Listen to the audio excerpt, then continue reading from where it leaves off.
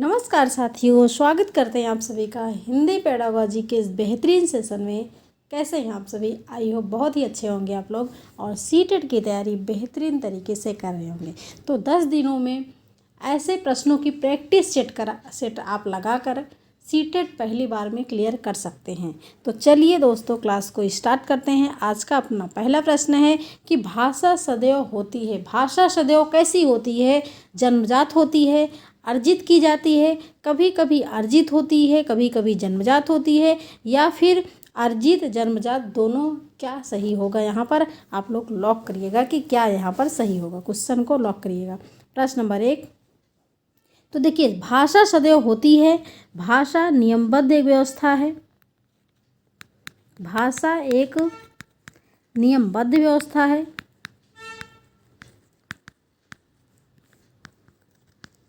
दूसरी बात, भाषा परिवर्तनशील है। भाषा परिवर्तनशील है। और तीसरी बात कि भाषा अर्जित संपत्ति है। ठीक है, अर्जित संपत्ति है। और चौथी बात, भाषा अनुकरणीय है। भाषा को हम अनुकरण के द्वारा सीखते हैं। भाषा नियमबद्ध व्यवस्था है। भाषा परिवर्तनशील है। समय के साथ, कंडीशन के साथ हमारी भाषाएं बदलती रहती हैं। ठीक है, और भाषा अर्जित करते हैं। हम भाषा को क्या करते हैं? अर्जित करते हैं। अनुकरण के द्वारा उसको अर्जित करते हैं एक वातावरण में, जो कि स्वाभाविक वातावरण में। ठीक है, तो यहाँ पर जब बात की जाती है जन्मजात, तो भाषा को हम जन्म से ही लेकर नहीं आते। ठीक है, पैदा होते ही हम भाषा को लेकर नहीं आते। इसलिए यहाँ पर आंसर क्या जाएगा? बी ऑप्शन आपका लॉक हो जाएगा कि भाषा सदैव होती है अर्जित। ठीक है, भाषा अर्जित संपत्ति है। बी ऑप्शन लॉक हो जाएगा। प्रश्न नंबर 2 को देखिएगा कि भाषा अर्जन के संबंध में कौन सा कथन अनुचित है। उचित पूछे तो सही और अनुचित पूछे तो गलत। यानी कि भाषा अर्जन के संबंध में कौन सा कथन अनुचित है, यानी कि निगेटिव की बात की जा रही है। ए ऑप्शन है, विद्यालय गए बिना भी भाषा अर्जन संभव है। बिल्कुल सही भाई। बी ऑप्शन है, व्याकरण की पुस्तक पढ़े बिना भाषा अर्जन संभव नहीं है।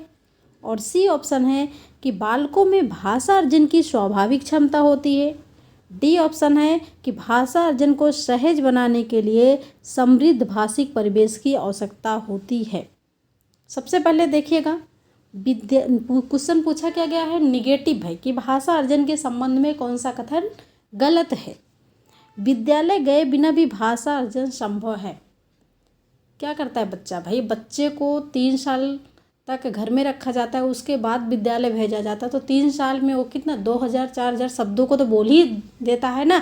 तो इसका मतलब कि विद्यालय गए बिना भी भाषा अर्जन संभव है। ये क्या है आपका? ए ऑप्शन पॉजिटिव है। व्याकरण की पुस्तक पढ़े बिना भाषा अर्जन संभव नहीं है। क्या शुरू से बच्चा व्याकरण की पुस्तक पढ़ता है? बिल्कुल नहीं पढ़ता है। यहाँ पर बी ऑप्शन गलत हो जाएगा। बालकों में भाषा अर्जन की स्वाभाविक क्षमता होती है। भाषा अर्जन की क्षमता बालकों में होती है, तभी तो बच्चा भाषा अर्जन सीखता है करना। इसलिए आपका सी ऑप्शन पॉजिटिव है। और भाषा अर्जन को सहज बनाने के लिए समृद्ध भाषिक परिवेश की आवश्यकता होती है। बिल्कुल सही। क्वेश्चन निगेटिव है और निगेटिव के साथ आपका बी ऑप्शन लॉक हो जाएगा। क्लियर? प्रश्न नंबर 3 को देखिएगा। संयुक्त परिवार में बच्चों का भाषा विकास अपेक्षाकृत बेहतर होता है। इसका आधार है संयुक्त परिवार में, जॉइंट फैमिली में जो बच्चों का भाषा विकास होता है वो जल्दी होता है और बेहतर होता है। इसका मुख्य कारण क्या है? परस्पर प्रश्नोत्तर, कि बच्चों से लगातार प्रश्नोत्तर किए जाते हैं। बड़ों की परिपक्व भाषा, कि बड़े लोग जो घर के बड़े हैं, बूढ़े बुजुर्ग हैं, उनकी जो परिपक्व भाषा होती है, भाषा शैली होती है, उनकी इसके कारण बच्चों द्वारा बड़ों का अनुकरण, कि बच्चे जो है बड़ों का अनुकरण करते हैं, इसलिए उनका भाषा विकास बेहतर होता है। और डी ऑप्शन है परस्पर अंतःक्रिया। ठीक है, परस्पर अंतःक्रिया। तो यहाँ पर बात की गई है कि संयुक्त परिवार में बच्चों का भाषा विकास अपेक्षाकृत बेहतर होता है। तो परिवार कैसा है? Joint family. और जॉइंट फैमिली में लोग ज़्यादा होंगे तो बच्चों को ज़्यादा अवसर मिलेगा एक दूसरे से बात करने का, जो होता है, इंटरेक्शन, सोशल इंटरेक्शन होता है, वो ज़्यादा बच्चों को मिलेगा, इसलिए डी ऑप्शन पॉजिटिव हो जाएगा, डी ऑप्शन के साथ यहाँ पर चला जाएगा। क्लियर? देखिएगा, जिसके घर में एकल परिवार है, जो जहाँ पे लोग नहीं रहते, आज के टाइम पे संयुक्त परिवार मिलना बहुत ज़्यादा कठिन काम है, क्योंकि बहुत कम ही होता है। तो उनके यहाँ बच्चे अगर 2 लोग हैं, 3 लोग हैं, तो कम बातें करते हैं, तो बच्चे जल्दी नहीं बोलते, है ना। और जहाँ एकदम जॉइंट फैमिली है, वहाँ बच्चे जल्दी बोलते हैं। प्रश्न नंबर 4 को देखिएगा। भाषा कौशलों के संदर्भ में कौन सा कथन सही है? भाषा कौशलों के संदर्भ में कौन सा कथन सही है? भाषा कौशलों के विकास में अभ्यास की अपेक्षा भाषिक नियमों का ज्ञान जरूरी है। बी ऑप्शन है, विद्यालय में केवल पढ़ना लिखना कौशलों पर ही बल देना चाहिए। और सी ऑप्शन है, बच्चे सुनना बोलना पढ़ना लिखना कौशल केवल क्रम से ही सीखते हैं। डी ऑप्शन है, भाषा के चारों कौशल अंतर संबंधित है। बात किसकी की जा रही? भाषा कौशलों की बात की जा रही है। सुनना बोलना पढ़ना लिखना भाषा के 4 कौशल हैं, और यहाँ पर बात की जा रही है कि भाषा कौशलों के विकास में अभ्यास की अपेक्षा भाषिक नियमों का ज्ञान जरूरी है। ठीक है, नियम हमेशा किस पे बल देते हैं? रटने पर बल देते हैं, इसलिए आपका ए ऑप्शन कट गया। विद्यालय में केवल पढ़ना लिखना कौशलों पर ही बल देना चाहिए, क्या बताइए? बी ऑप्शन कट गया। फिलहाल यहाँ पर केवल जो लगा है आपका टैग वर्ड लगा है, इसके द्वारा भी आप बी ऑप्शन को कट कर सकते हो। सी ऑप्शन है, बच्चे सुनना बोलना पढ़ना लिखना कौशल केवल क्रम से ही सीखते हैं। बताइए, क्या बच्चे क्रम से सीखते हैं? आप बच्चे को क्रम से सिखाते हो चारों कौशल, लेकिन बच्चे क्रम से कभी नहीं सीख सकते, इसलिए सी ऑप्शन भी यहाँ पर कट गया। डी ऑप्शन है, भाषा के चारों कौशल अंतर संबंधित है। बिल्कुल सही, भाषा के चारों कौशल अंतर संबंधित हैं। ठीक है, यही सही है भाई। प्रश्न नंबर 5, भाषा सीखने में जो त्रुटियां होती हैं, भाषा को सीखने में बच्चे जो गलतियां करते हैं, उन्हें कठोरता से लेना चाहिए, उन्हें जल्दी से दूर किया जाना चाहिए। वे बच्चों की त्रुटियों की ओर संकेत करती हैं, बच्चों की त्रुटियों की ओर संकेत करती हैं कि बच्चे त्रुटि ही करते हैं। वे सीखने की प्रक्रिया का स्वाभाविक हिस्सा होती हैं, जो समय के साथ दूर हो जाती हैं। ठीक है, दूर हो जाती हैं।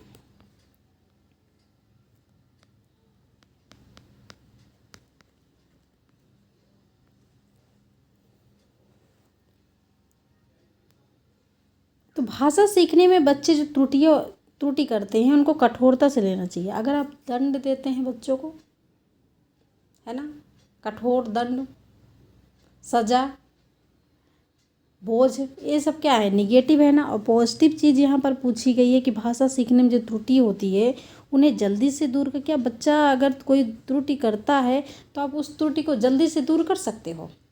हैं? बी ऑप्शन भी गलत है, ए ऑप्शन भी गलत है। वे बच्चों की त्रुटियों की ओर संकेत करती हैं, किसका मतलब बच्चे त्रुटि ही करते हैं। डी ऑप्शन है, वे सीखने की प्रक्रिया का स्वाभाविक हिस्सा है, जो समय के साथ दूर होते हैं। बिल्कुल, बच्चा कुछ सीख रहा है और वो गलती कर रहा है, तो 1 बार 2 बार गलती करेगा, तीसरी बार उसकी गलती सुधर जाएगी, और जो है जो गलती समय के साथ दूर हो जाएगी। डी ऑप्शन लॉक हो जाएगा, डी ऑप्शन। प्रश्न नंबर 6 देखिएगा।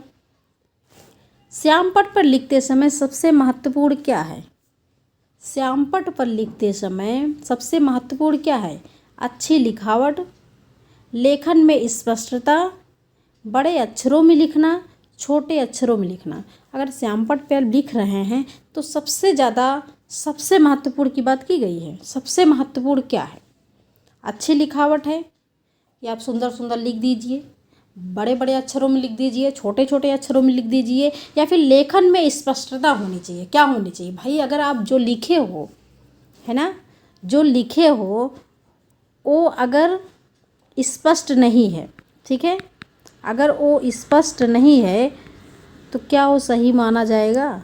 बताइए, क्या बच्चा समझ सकता? बिल्कुल भाई, हम यहाँ पर जो लिख रहे हैं कोई डिजिटल बोर्ड तो है नहीं, है ना, तो इसके वजह से पेन इस पर अच्छे से चल नहीं पाती, इसलिए अच्छे से नहीं लिख सकते। तो लेखन में स्पष्टता सबसे ज़रूरी होता है। बी ऑप्शन लॉक हो जाएगा।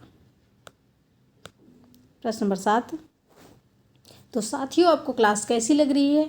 अच्छी लग रही है तो लाइक कर दीजिएगा और शेयर कर दीजिएगा अपने दोस्तों में, अपने फैमिली में जो लोग सीटेट की तैयारी कर रहे हैं। बहुत ही बेहतरीन प्रश्नों के साथ यहाँ पर तैयारी कराई जा रही है। आप सभी के लिए डेली क्लासेज होती हैं। तो प्रश्न नंबर 7 देखिएगा, प्राथमिक कक्षाओं में बच्चे बहुत कुछ लेकर विद्यालय आते हैं। प्राथमिक कक्षाओं में जैसे अपनी डॉट डॉट अपने अनुभव, दुनिया के देखने का अपना दृष्टिकोण आदि।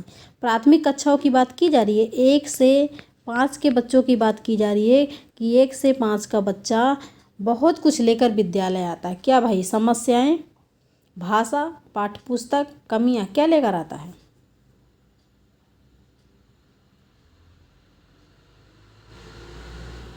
समस्याएं, पाठ्यपुस्तक, कमियां। सबसे पहले हाँ, पाठ्यपुस्तक तो लेकर आएगा, वो कमियां भी लेकर आ सकता है, समस्याएं भी लेकर आ, लेकिन सबसे जो इम्पोर्टेंट है, अगर बच्चा सबसे पहले आता है तो बच्चा अपनी भाषा को लेकर आएगा। उसकी मातृभाषा होगी, स्थानीय भाषा होगी, कोई भी भाषा होगी। तो प्राथमिक कक्षाओं में बच्चे बहुत कुछ लेकर विद्यालय आते हैं, जैसे अपनी भाषा, अपने अनुभव, दुनिया के देखने का अपना दृष्टिकोण। बी ऑप्शन यहाँ पर लॉक हो जाएगा। प्रश्न नंबर 8, श्रव्य शिक्षण सहायक सामग्री का साधन नहीं है। क्वेश्चन पे क्या पूछा? निगेटिव। निगेटिव के साथ लॉक होगा आपका निगेटिव। श्रव्य शिक्षण सहायक सामग्री का साधन नहीं है।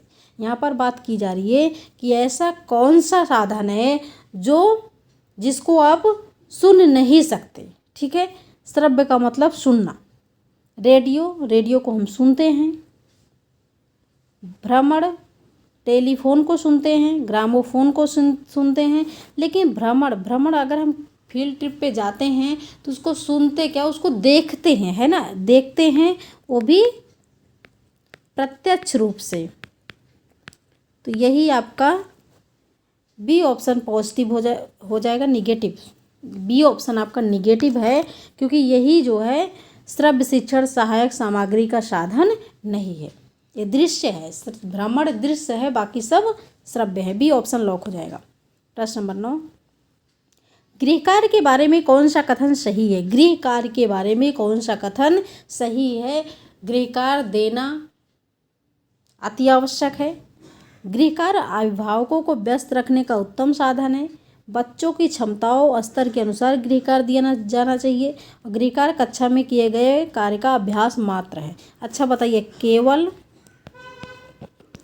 और यहाँ पर मात्र, केवल और मात्र क्या होता है? निगेटिव होता है।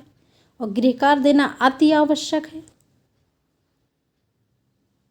ये भी आपका क्या निगेटिव है। गृह कार्य अभिभावकों को व्यस्त रखने का साधन होता है कि बच्चों को, तो आपका बी ऑप्शन भी कट गया। गृह कार्य देना, बच्चों के ऊपर पहली बात तो कोई बोझ नहीं लादना है, और गृह कार्य का भी बोझ हो या फिर कोई भी बोझ हो, गृह कार्य दीजिए, लेकिन बच्चों के स्तर के अनुसार, बच्चों के क्षमता के अनुसार आप बच्चों को गृह कार्य दीजिए। सी ऑप्शन यहाँ पर पॉजिटिव हो जाएगा, सी ऑप्शन। प्रश्न नंबर 10, आकलन की प्रक्रिया में केवल बच्चे की क्षमता का आकलन नहीं होता, बल्कि शिक्षक की शिक्षा प्रक्रिया का भी आकलन होता है। यह विचार कैसा है? लॉक करिएगा। बहुत ही सिंपल सा प्रश्न है, लॉक करिएगा। पूर्णतः सही है, अंशतः गलत है, पूर्णतः गलत है, निराधार है, बताइएगा।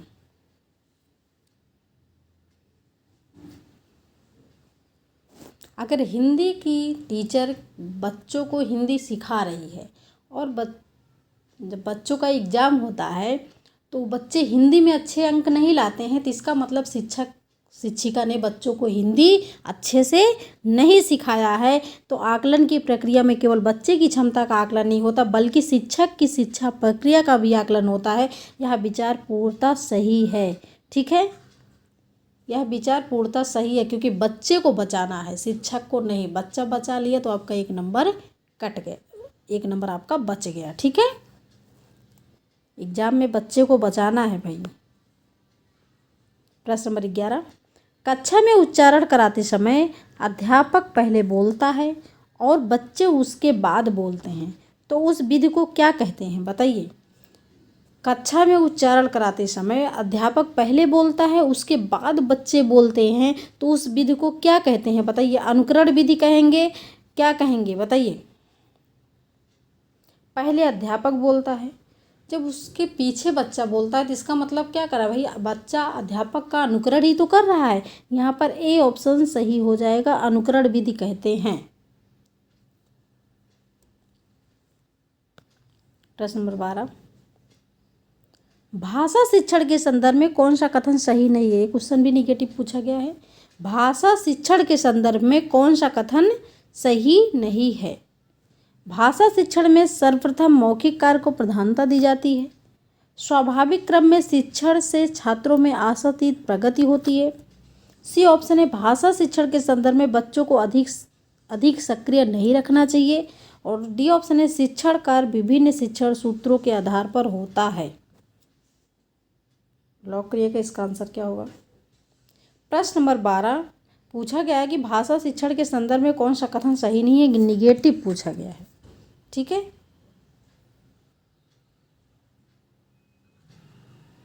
भाषा शिक्षण के संदर्भ मौखिक कार्य को प्रधानता दी जाती है, बिल्कुल सही है। बच्चा विभिन्न स्थितियों में अपनी बात कह सके, ये क्या है भाई, आपका ये ऑप्शन पॉजिटिव है। स्वाभाविक क्रम में शिक्षण से छात्रों में आशातीत प्रगति होती है, ये भी ठीक है। भाषा शिक्षण के संदर्भ में बच्चों को अधिक सक्रिय नहीं रखना चाहिए, भाई क्यों नहीं रखना चाहिए, यही तो आपका निगेटिव हो गया। और निगेटिव के साथ सी ऑप्शन जाएगा, निगेटिव। प्रश्न नंबर 13, विद्यार्थियों द्वारा कक्षा में मातृभाषा के प्रयोग के संदर्भ में कौन सा कथन सही है। विद्यार्थियों द्वारा कक्षा में मातृभाषा के प्रयोग के संदर्भ में कौन सा कथन सही है। ये ऑप्शन है, स्कूल को सारी कक्षाओं में केवल एक मानक भाषा का प्रयोग निर्धारित करना चाहिए। स्कूल को सभी विद्यार्थियों की भाषाओं का सम्मान करने की संस्कृति अपनानी चाहिए। या फिर स्कूल को सभी स्तर पर अंग्रेजी को निर्देशन की भाषा निर्धारित करनी चाहिए। और डी ऑप्शन है, विद्यार्थियों को अपनी मातृभाषा में अभिव्यक्ति से हतोत्साहित करने के लिए स्कूल को जुर्माना करना चाहिए। क्या हो जाएगा, विद्यार्थियों को अपनी मातृभाषा में बोलने से हतोत्साहित करने के लिए स्कूल को जुर्माना करना चाहिए। अभिव्यक्ति मतलब बोलना, बच्चा जो अपनी बात को बोलता है। क्या होना चाहिए यहाँ पर, बात किसकी की जा रही, पॉजिटिव की बात की जा रही। केवल शब्द कैसा है यहाँ पर, निगेटिव है क्योंकि टैग वर्ड लगा है। स्कूल को सभी विद्यार्थियों की भाषाओं का सम्मान करने की संस्कृति अपनानी चाहिए, यहाँ पर बी ऑप्शन सही होगा। या फिर डी ऑप्शन सही होगा कि विद्यार्थियों को अपनी मातृभाषा में अभिव्यक्ति से हतोत्साहित करने के लिए स्कूल को जुर्माना करना चाहिए। क्या होना चाहिए कि अगर शिक्षक जो है किसी बच्चे को मातृभाषा बोलने के लिए हतोत्साहित कर रहा है तो स्कूल को जुर्माना होना चाहिए। क्या होना चाहिए भाई, यहाँ पर डी ऑप्शन गलत है, यहाँ पर बी ऑप्शन पॉजिटिव हो जाएगा। सी नहीं होगा क्योंकि यहाँ पर निर्देशन है। ठीक, मातृभाषा की बात की जा रही है। प्रश्न नंबर 14, बच्चे सामाजिक अंतःक्रिया से भाषा सीखते हैं। वाइगोस्की ने एक सिद्धांत दिया था, सामाजिक सांस्कृतिक सिद्धांत। ठीक है, और बात किसकी की जा रही है, सामाजिक अंतःक्रिया की बात की जा रही है, सोशल इंटरेक्शन की बात की जा रही है। तो बच्चे सामाजिक अंतःक्रिया से भाषा सीखते हैं, ऐसा कौन कहते हैं भाई, तो वाइगोस्की कहते हैं। ए ऑप्शन सही हो जाएगा। प्रश्न नंबर 15 देखिए यहाँ पर जो है प्रश्न नंबर 14,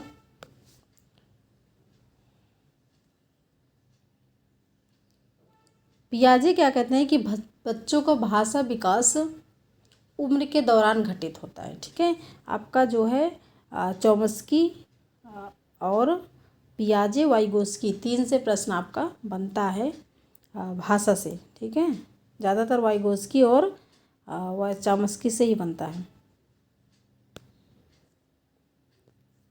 प्रश्न नंबर 15, हिंदी की कक्षा में प्रायः हिंदीतर भाषी बच्चे हिंदी सीखने में अनेक कठिनाइयों का सामना करते हैं क्योंकि वे मन लगाकर हिंदी नहीं सीखते।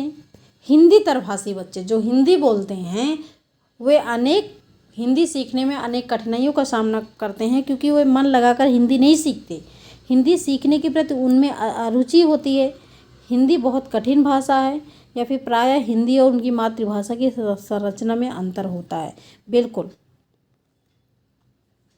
कठिन पूछे सरल पूछे तो आपका हमेशा निगेटिव होगा, ठीक है। सी ऑप्शन कट गया।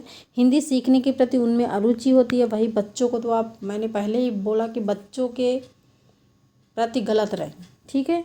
वे मन लगाकर हिंदी नहीं सीखते, ऐसा नहीं। इसका मतलब कि आपके सिस्टम में गलती है, ठीक है, कि हिंदी और उनकी मातृभाषा की संरचना में अंतर है, इसलिए जो है बच्चे हिंदी नहीं सीख पा रहे हैं। डी ऑप्शन यहाँ पर सही हो जाएगा। प्रश्न नंबर 16, कौन सा एक अन्य से भिन्न है? ऐसा कौन सा जो अन्य से भिन्न है? श्रवण कौशल, वाचन कौशल, पठन कौशल, उच्चारण कौशल। आपने क्या पढ़ा है? श्रवण कौशल, वाचन कौशल, पठन कौशल और यहाँ पर लेखन कौशल, यही तो पढ़ा है। तो यहाँ पर उच्चारण कौशल क्या आ गया भाई? यहाँ पर कुछ नया आ गया, इसलिए डी ऑप्शन यहाँ पर सही होगा, क्योंकि यही तो भिन्न है। प्रश्न नंबर 17, प्राथमिक स्तर के बच्चों में डॉट होना चाहिए। प्राथमिक स्तर के बच्चों में डॉट के माध्यम से लेखन कौशल का विकास किया जा सकता है। बताइए किसके माध्यम से?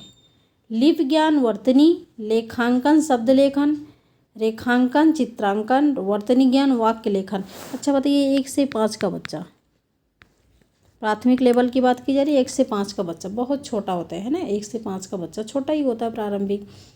तो प्राथमिक स्तर के बच्चों में किसके माध्यम से लेखन कौशल का विकास किया जाता है? क्या बच्चों को लिपि ज्ञान होगा? नहीं होगा।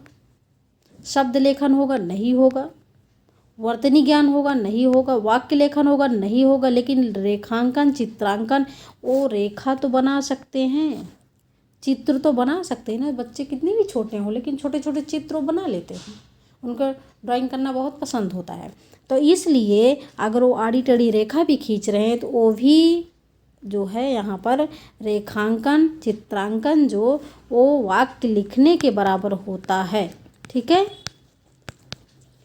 वाक्य लिखने के बराबर होता है। प्राथमिक स्तर के बच्चों में रेखांकन के माध्यम से और चित्रांकन के माध्यम से लेखन कौशल का विकास किया जाता है। लिखने, रेखा और चित्र के माध्यम से बच्चों में विकास किया जा सकता है। सी ऑप्शन सही हो जाएगा। बाकी सारी चीज़ें बच्चे नहीं समझ सकते। प्रश्न नंबर 18, प्राथमिक स्तर पर भाषा सीखने सिखाने की प्रक्रिया में डॉट की उपेक्षा बिल्कुल नहीं की जा सकती। प्राथमिक स्तर पर भाषा सीखने सिखाने की प्रक्रिया में एक शिक्षक किसकी उपेक्षा बिल्कुल नहीं कर सकता? बताइए। शिक्षक के शास्त्रीय ज्ञान की, बच्चों की भाषिक पृष्ठभूमि की, बच्चों की सामाजिक श्रेणी की, बच्चों के पाठ्यपुस्तकीय ज्ञान। पाठ्यपुस्तकीय ज्ञान की बात कर सकता है ना, पाठ्यपुस्तकीय ज्ञान की बात कर सकता है एक शिक्षक। बच्चों की सामाजिक श्रेणी की भी बात कर सकता है। शिक्षक के शास्त्रीय ज्ञान की वो तो ठीक है, लेकिन बच्चों की भाषिक पृष्ठभूमि की उपेक्षा बिल्कुल नहीं कर सकता शिक्षक। बी ऑप्शन सही हो जाएगा। बच्चा किसी भी पृष्ठभूमि से आता हो उसकी उपेक्षा एक शिक्षक नहीं कर सकता और करना भी नहीं चाहिए, इसलिए बी ऑप्शन सही हो जाएगा। प्रश्न नंबर 19, भाषा सिखाने का सही क्रम क्या है? आप एक शिक्षक हैं और बच्चों को भाषा के 4 कौशल सिखाते हैं, तो उसका सही क्रम क्या है? बोलना, श्रवण करना, पढ़ना लिखना, बोलना, सुनना, पढ़ना लिखना पहले सिखाते हैं, या फिर सुनना, बोलना, पढ़ना लिखना, जिसको बोलते हैं सुबोपाली। सुनना, बोलना, पढ़ना, लिखना, ठीक है। क्या ऐसा तो सिखाते हैं बच्चों को? तो बी ऑप्शन यहाँ पर सही हो जाएगा। श्रवण करना मतलब सुनना, बोलना, पढ़ना, लिखना। भाषा सिखाने का सही क्रम यही है। बच्चों को आप भाषा क्रम से सिखा सकते हैं, लेकिन बच्चा क्रम से भाषा सीख नहीं सकता। प्रश्न नंबर 20, उच्च प्राथमिक स्तर पर हिंदी भाषा शिक्षण का एक सर्वाधिक महत्वपूर्ण उद्देश्य क्या है?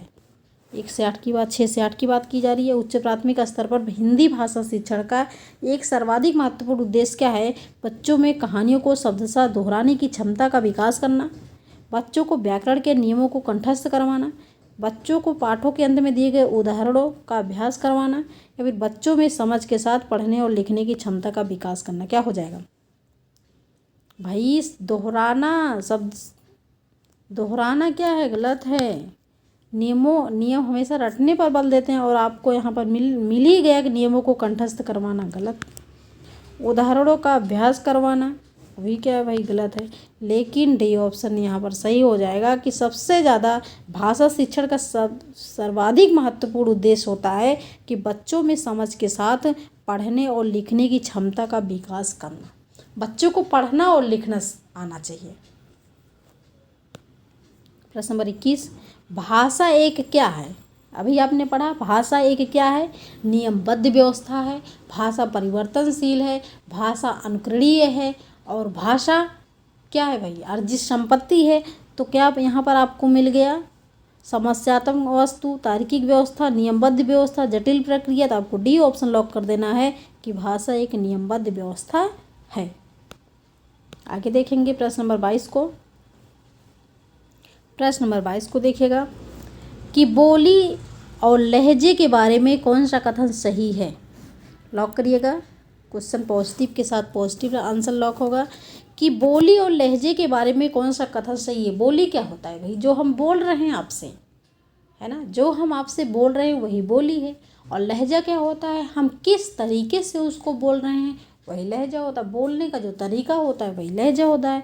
तो यहाँ पर क्या हो जाए, ए ऑप्शन है, बोली वास्तविक भाषा से संबंध रखती है, जबकि लहजा भाषा कैसे बोली जाती है उस तरीके से संबंधित है। बी ऑप्शन है, लहजा वास्तविक भाषा से संबंध रखती है, जबकि बोली बोलने के तरीके से संबंधित है। लहजा एक ही भाषा के विविध रूप है जिसकी व्याकरण भिन्न भिन्न होती है। बोली किसी व्यक्ति विशेष के उच्चारण का तरीका है। तो अभी हमने क्या बताया कि जो हम बोल रहे हैं वो बोली है, लेकिन किस तरीके से बोल रहे हैं वो लहजा होता है। बोलने का तरीका ही लहजा होता है। तो यहाँ पर ए ऑप्शन सही हो जाएगा। जी आप लोगों ने तो लगा ही दिया होगा। प्रश्न नंबर 23, त्रिभाषा सूत्र के अनुसार स्कूल में पहली भाषा जो पढ़ाई जाए वह हो या फिर दूसरी भाषा कौन सी होनी चाहिए? त्रिभाषा सूत्र के अनुसार स्कूल में पहली भाषा जो पढ़ाई जाए वह मातृभाषा होनी चाहिए या फिर दूसरी भाषा क्या होनी चाहिए भाई? क्षेत्रीय भाषा, जिसको बोलते हैं स्थानीय भाषा, या फिर मातृभाषा, या फिर हिंदी होना चाहिए, हिंदी अंग्रेजी होना चाहिए, अंग्रेजी विदेशी होना चाहिए। तो त्रिभाषा सूत्र के अनुसार स्कूल में पहली भाषा जो पढ़ाई जाए मातृभाषा हो या फिर क्षेत्रीय भाषा हो। ठीक है, ये ऑप्शन सही हो जाएगा। प्रश्न नंबर 24, भाषा अर्जन भाषा जो अर्जित करते हैं सहज और स्वाभाविक होता है, प्रयासपूर्ण होता है, शिक्षक की आवश्यक स्थिति की मांग करता है, या फिर भाषा की कक्षा में ही संभव होता है। तो भाषा की कक्षा में ही तो संभव नहीं होता, बच्चा भाषा अर्जन पहले से ही कर लेता है, इसलिए डी ऑप्शन कट गया। शिक्षक की आवश्यक स्थिति की मांग होती है, बिल्कुल गलत। भाषा अर्जन क्या प्रयासपूर्ण होता है? क्या भाषा अर्जन हम भाषा को सीखने के लिए प्रयास करते हैं या फिर बिना प्रयास के ही हो जाता है? भाई भाषा तो हम वातावरण में, एक स्वाभाविक वातावरण में ही सीख लेते हैं। उसके लिए हमको कहीं स्कूल कॉलेज जाना नहीं पड़ता ना, कोई प्रयास नहीं करना पड़ता। इसलिए ए ऑप्शन सही हो जाएगा, आपका बी ऑप्शन कट जाएगा। क्लियर? अधिगम, भाषा अधिगम, अगर अधिगम की बात हो जाती यहाँ पर भाषा अधिगम की, तो इसको हम प्रयासपूर्ण वातावरण में सीखते हैं, इसके लिए हमको प्रयास करना पड़ता है। लेकिन भाषा अर्जन की बात करें तो वो सहज और स्वाभाविक होता है। क्लियर? भाषा अधिगम कैसे हमको इसके लिए प्रयास करना पड़ता है? किसी भाषा को सीखने के लिए, जैसे हमको मातृभाषा आ रही है लेकिन हमको हिंदी भाषा सीखना है, तो हिंदी भाषा के लिए हमको सीखना पड़ेगा और सीखने के लिए उसके लिए प्रयास करना पड़ेगा ना, इसलिए ए ऑप्शन सही हो जाएगा। प्रश्न नंबर 25, शब्दों में अक्षरों के क्रम को पढ़ने में कठिनाई का अनुभव करना और अक्सर चाशु स्मित का हास ... से संबंधित है। क्या हो जाएगा भाई? पढ़ने में दिक्कत आ रही है तो इसका मतलब बच्चा डिसलेक्सिया से परेशान है, डिसकैलकुलिया से, डिस्ग्राफिया से, या फिर क्या होगा? डिस्फ्रेक्सिया होना चाहिए। यहाँ पर डिस्फ्रेक्सिया से परेशान है, क्या होना चाहिए यहाँ पर? शब्दों में अक्षरों के क्रम को पढ़ने में कठिनाई हो रही। A B C D, लेकिन बच्चा क्या कर रहा है भाई, D और B में अंतर नहीं समझ पा रहे हो। पढ़ने में कठिनाई हो रही है, तो पढ़ने में जब कठिनाई हो रही है तो पठन विकार क्या हो जाता है, डिसलेक्सिया। ए ऑप्शन यहाँ पर सही हो जाएगा। ठीक, तो साथियों ये थे आज के 25 प्रश्न। आपको क्लास कैसी लगी? अच्छी लगी तो लाइक करिएगा और शेयर करिएगा अपने दोस्तों में, जिससे और भी लोग क्लास से जुड़े। और अगर आप नए हैं इस प्लेटफॉर्म पे तो आप चैनल को सब्सक्राइब जरूर करिएगा। साथ ही बेल आइकन को प्रेस करिए, जिससे डेली वीडियो का नोटिफिकेशन आप तक पहुँचे। Thanks for watching video. This is Sadhana Tyagi, expert classes.